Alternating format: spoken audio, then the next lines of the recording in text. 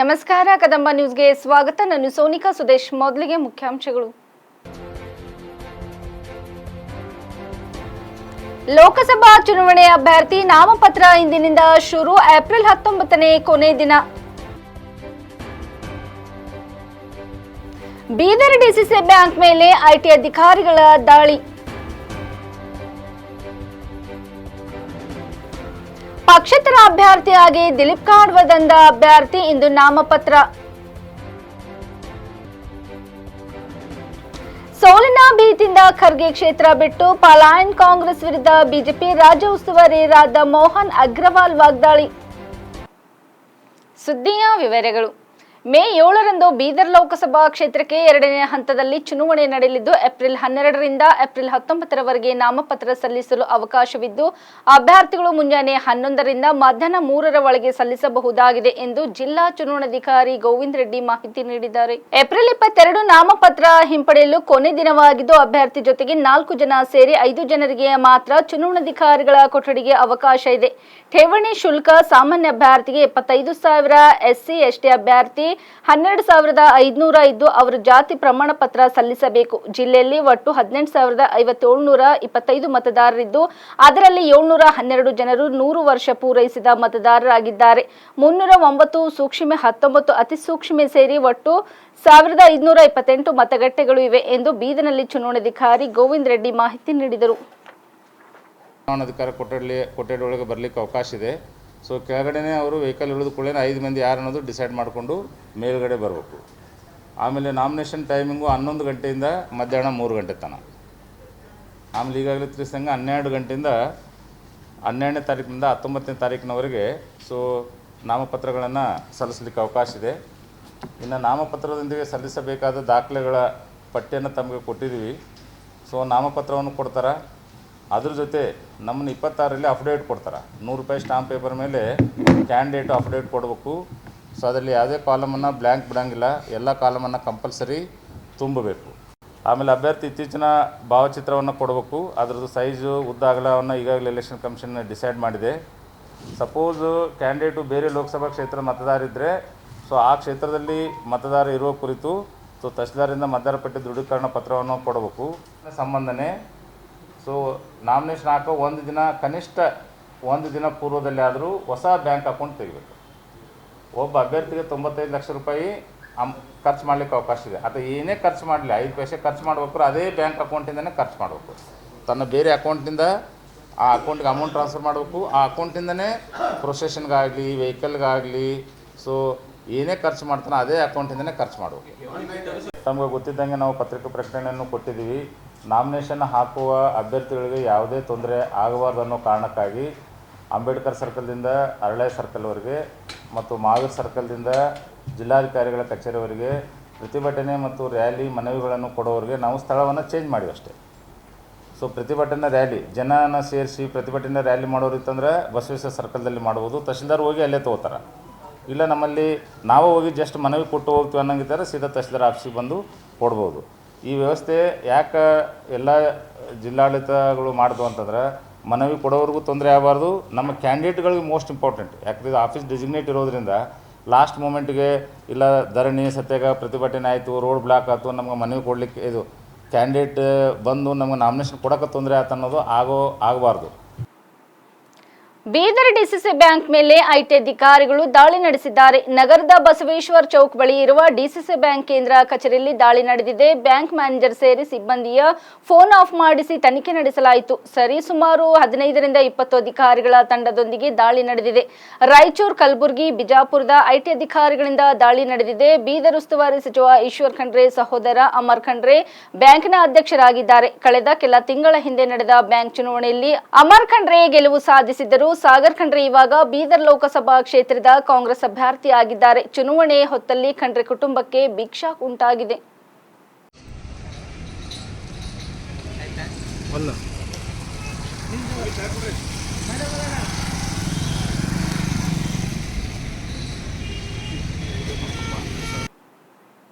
ಪಕ್ಷೇತರ ಅಂಧ ಅಭ್ಯರ್ಥಿ ದಿಲೀಪ್ ನಾಗಪ್ಪ ಕಾಡ್ವದಿವರು ಇಂದು ನಾಮಪತ್ರ ಸಲ್ಲಿಸಿದರು. ನಾಮಪತ್ರ ಸಲ್ಲಿಸುವಾಗ ಜಿಲ್ಲಾ ಚುನಾವಣಾಧಿಕಾರಿಗಳ ಮುಂದೆ ಬ್ರೈಲ್ ಲಿಪಿಯಲ್ಲಿ ಬರೆದುಕೊಂಡು ಬಂದು ಶಪಥ ಪ್ರಮಾಣ ಪತ್ರವನ್ನು ತೆಗೆದುಕೊಂಡರು. ಈ ಸಂದರ್ಭದಲ್ಲಿ ದಿಲೀಪ್ ನಾಗಪ್ಪರವರ ಹಿತೈಷಿಗಳು ಉಪಸ್ಥಿತರಿದ್ದರು.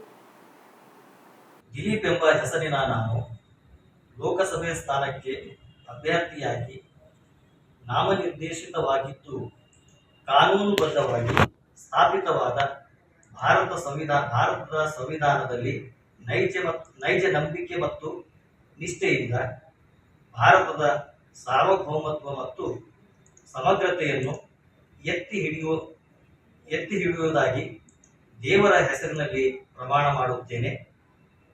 ಶ್ರದ್ಧಾಪೂರ್ವಕವಾಗಿ ದೃಢೀಕರಿಸುತ್ತೇನೆ. ಧನ್ಯವಾದ.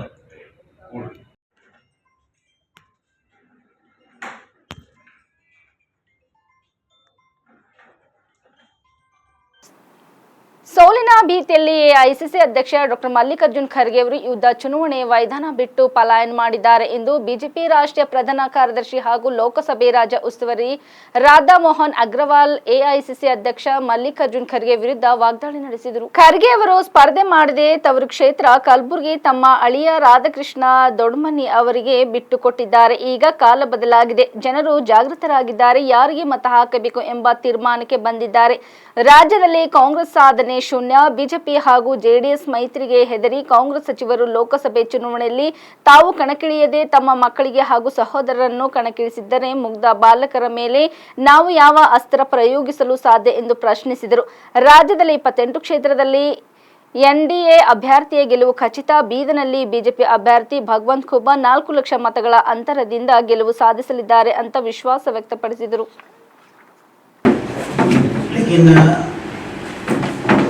एक स्थान मुझे अचानक याद आया कि मुझे जाना चाहिए।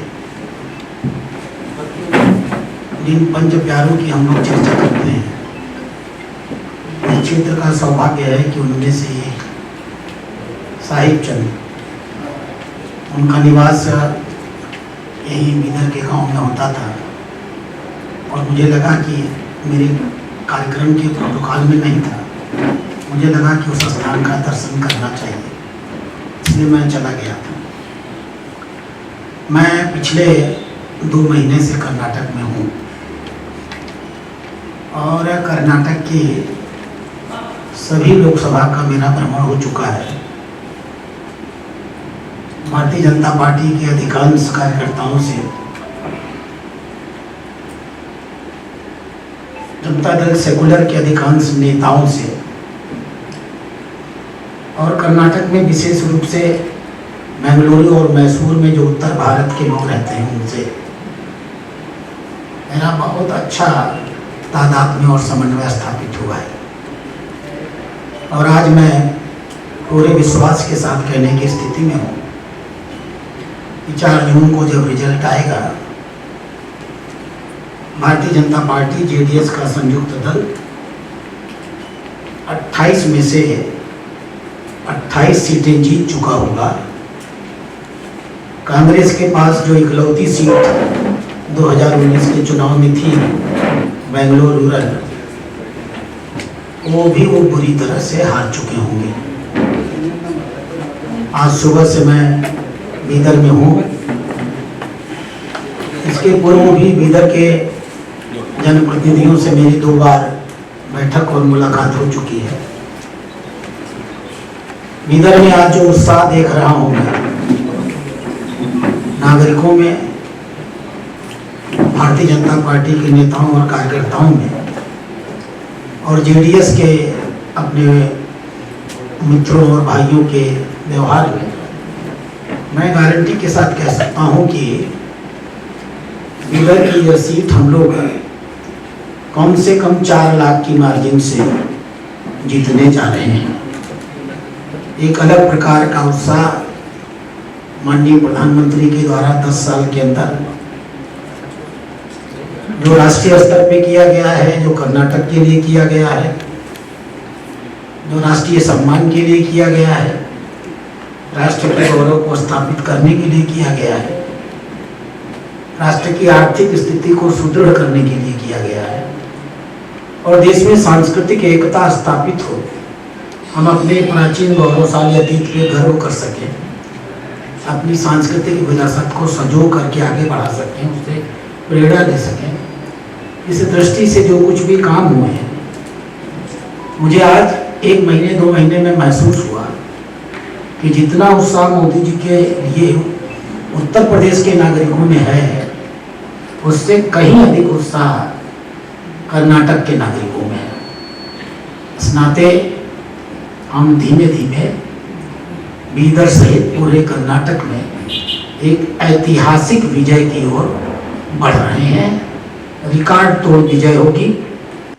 और कांग्रेस में जो घबराहट है, बेचैनी है, एक अजीब सा तनावपूर्ण माहौल है उनके बीच में। बेचारे प्रत्याशी नहीं पा रहे हैं। कांग्रेस का राष्ट्रीय अध्यक्ष 9 बार का विधायक, 2 बार का सांसद चुनाव लड़ने की हिम्मत नहीं जुटा पाया। मुख्यमंत्री अपने अड़के को मैसूर से लड़ाना चाहते थे, जो ही हमने अपने प्रत्याशी की घोषणा किया, मैदान छोड़ के भाग गए। मुख्यमंत्री ने अपने सारे मंत्रियों को बैठा करके दबाव मारा कि तुम सब जा करके चुनाव लड़ो। कोई चुनाव लड़ने को तैयार नहीं हुआ, उनके लड़कों को चुनाव लड़ा दिया। कोई क्षेत्र सीएम और पीएम का नहीं होता। जिन लोगों को ये भ्रम होता है, या यूं कहिए कि जिनको ये अहंकार होता है, ये अहंकार का प्रतीक है कि मेरा क्षेत्र है, किसी का कोई क्षेत्र नहीं है। इस देश के नागरिकों के क्षेत्र होते हैं। नेताओं के क्षेत्र कब से होने लग गए? तो पहले अपने सीएम से कहिए अपना ये अहंकार तोड़ दें, नहीं तो जनता उनके अहंकार को तोड़ देगी। कौन? हम तो चाहेंगे कि 4 साल रहे। हम चाहेंगे कि समय से चुनाव हो, क्योंकि जिस तरीके से कांग्रेस काम कर रही है, अगर वो सचमुच 4 साल चल गई तो मैं बता रहा हूं 2025 के चुनाव, 25 ना 28, 2028 के चुनाव में दहाई के ऊपर 10 से ऊपर सीट कांग्रेस की नहीं आएगी। जनता दौड़ा दौड़ा के कांग्रेस के लोगों को मारेगी। इसलिए हम तो चाहते हैं कि ये सरकार 2028 तक चले, अपना पूरा कार्यकाल पूरा करे। बाकी अगर वो खुद नहीं चाहते हैं तो उनकी समस्या है। हम उनकी सरकार जबरन तो नहीं चलाएंगे, उनको चलानी पड़ेगी। हमारी बैसाखी से अगर वो सरकार चलाना चाहेंगे तो हम ऐसा दया नहीं करेंगे। हाँ, आपके पार्टी के लीडर से बोल रहे हैं इलेक्शन के बाद कांग्रेस सरकार चला जाता बोलकर। अब मैं राष्ट्रीय महासचिव हूँ, मुझसे ऊपर किसी ने अगर बोला हो तो आप उसका उदाहरण दीजिए, मैं पता करूंगा। बाकी किसी की बात को मैं क्यों ध्यान दूं? हमारे लोकसभा सांसद ही बोले इलेक्शन के बाद बोलने की जरूरत नहीं रहेगा। जो इलेक्टेड गवर्नमेंट है उसको गिरा के सांसद का प्रत्याशी बहुत तनाव में रहता है, बहुत व्यस्त रहता है। कांग्रेस उसको अपना चुनाव देखना है कि ये सब में दिमाग लगाना है। सर, कांग्रेस के मिनिस्टर्स एमएलए बोल रहे हैं 20 ಬೀದರ್ ಜಿಲ್ಲೆ ಭಾಲ್ಕಿ ತಾಲೂಕಿನ ಪ್ರಯೋಗ ಕಲ್ಯಾಣ ಮಂಟಪ ಹತ್ತಿರ ಬೃಹತ್ ಸಮಾವೇಶ ನಡೆಸಿದ ಮರಾಠ ಮುಖಂಡರು, ಮರಾಠ ಸಮಾಜದ ಕ್ರಾಂತಿ ಸೂರ್ಯ ಮೊನಜ್ದಾದ ಜರಂಗೆ ಪಾಟೀಲ್ ಅವರು ಉಪಸ್ಥಿತಿಯಲ್ಲಿ ಮರಾಠ ಸಮುದಾಯದ ಬೃಹತ್ ಸಮಾವೇಶವನ್ನು ಹಮ್ಮಿಕೊಳ್ಳಲಾಗಿತ್ತು. ಈ ಸಮಾವೇಶಕ್ಕೆ ಸುಮಾರು ಮರಾಠ ಸಮಾಜದ ಬಾಂಧವರು ಸಾವಿರಾರು ಸಂಖ್ಯೆಯಲ್ಲಿ ಸೇರುವುದರ ಮೂಲಕ ಮೀಸಲಾತಿ ಕೂಗಿ ಧ್ವನಿಗೂಡಿಸಿದರು. ನಂತರ ಸುದ್ದಿಗಾರರ ಜೊತೆ ಮಾತನಾಡಿದ ಮಾಜಿ ಜಿಲ್ಲಾ ಪಂಚಾಯತ್ ಮಾಜಿ ಅಧ್ಯಕ್ಷರಾದ ಪದ್ಮಾಕರ್ ಪಾಟೀಲ್ ಅವರು ಮಾತನಾಡಿ, ದಶಕದ ಇತಿಹಾಸದಿಂದ ನಮ್ಮ ಸಮಾಜಕ್ಕೆ ಸರ್ಕಾರದಿಂದ ಯಾವುದೇ ಸೌಕರ್ಯ ಸಿಕ್ಕಿಲ್ಲ.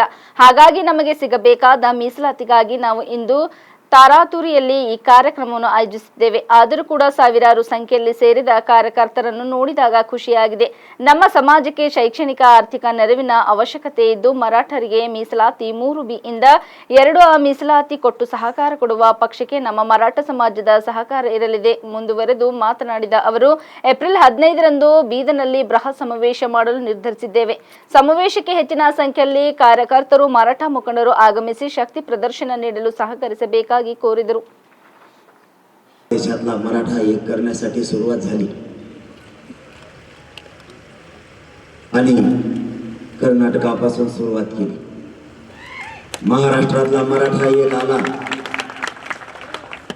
कर्नाटक मधला मराठा एक येणार नाही असं म्हणले, विखुरला गेलाय. पण कर्नाटक मधल्या मराठ्यांनी सुद्धा स्वतःच्या लेकराला न्याय मिळवून देण्यासाठी आज एकजूट दाखवली. त्याबद्दल तुमचं मनापासून सगळ्या मराठा समाजाचा धन्यवाद. एकदा या राज्याला आणि देशाला कळू द्या मराठी किती ताकदीने ते विराट रूपानं जमलेत. त्याच्यामुळे काही लोक षडयंत्र केले. आम्ही मागलो कर्नाटक मध्ये 3rd B मधून 2A साठी रिझर्वेशन साठी. इतर राजकीय नाही, कुणा पक्षाला पाडण्यासाठी कुणा पक्षाला उठण्यासाठी आम्ही हा कार्यक्रम घेतलेला नाही. सिर्फ आणि सिर्फ कर्नाटक राज्यामध्ये असलेल्या मराठ्यांना, आमच्या पोरांना, आमच्या विद्यार्थ्यांना रिझर्वेशन भेटावं, 3rd B मधून 2 मध्ये यावं म्हणून ही कळकळीची विनंती आम्ही चालवलो. शिकलेल्या पोरांच्या हाताला काम नाही, शेतकऱ्याच्या मालाला दाम नाही. आमची हालत फार गंभीर झालेली आहे. तुमच्या महाराष्ट्रामध्ये तर 288 MLA आहेत, त्याच्यामध्ये 140 मराठा आहेत. हे खूप अभिमानाची गोष्ट आहे आणि दादा तुमच्या करणाऱ्या प्रयत्नाला नक्कीच यश मिळेल. आणि कर्नाटकमध्ये प्रत्येक मोर्चा निघालेले आहेत. तेव्हा इथे राजकारणी सरकार हादरले होते. लक्षात घ्या, जर आम्ही हातामध्ये. ಇಲ್ಲಿವರೆಗೆ ಸುದ್ದಿ ಕೊಟ್ಟಿದ್ದು ನಾನು ಸೋನಿಕಾ ಸುದೇಶ್. ಮುಂದಿನ ಸುದ್ದಿಯೊಂದಿಗೆ ಮತ್ತೆ ಭೇಟಿಯಾಗೋಣ. ವಂದನೆಗಳು.